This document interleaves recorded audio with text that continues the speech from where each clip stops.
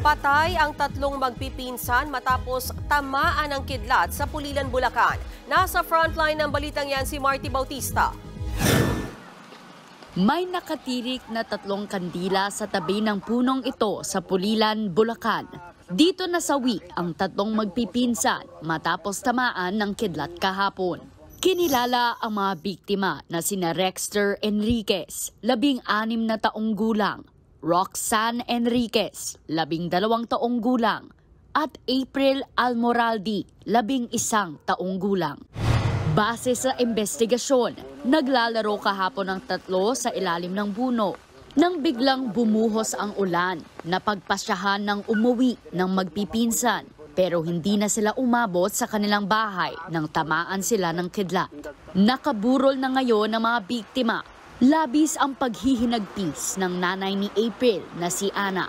Kwento niya, mahina lang ang ulan noong lumabas ang kanyang anak para makipaglaro sa kanyang mga pinsan. Masakit man po, ngunit kaya ko pong tanggapin alang-alang po sa akin pong 5 anak pong naiwan pa po sa akin. Kakayanin ko po para po sa aking mga anak at sa aking pong pamilya. Ganito rin ang nararamdaman ng ama ni Rexter na si Roberto. Ang masasabi ko naman po sa aking anak, maraming salamat kahit na lang sa maiksing panahon na nakasama kita. Surrender ako sa iyo. Saludo po ako sa kanya. Napakabait kong bata yun. Kanina nagpaabot ang DSWD Region 3 ng tig 10,000 piso bilang tulong sa mga pamilya ng biktima.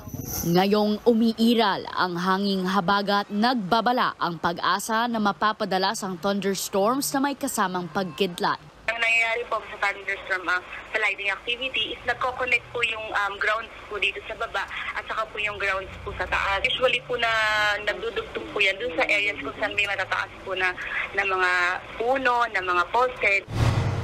Paalala ng pag-asa, umiwas sa open area kapag umuulan at kumikidlat. Huwag ding lumapit sa mga puno o poste na pwedeng tamaan ng kidlat. Nagbabalita mula sa frontline. Marty Bautista, News 5. Mga kapatid, may Los Baños po. Huwag magpahuli sa mga balita at impormasyong dapat ninyong malaman. Para sa mas malawak na balitaan at diskusyon, mag-follow at mag-subscribe sa social media pages ng News 5.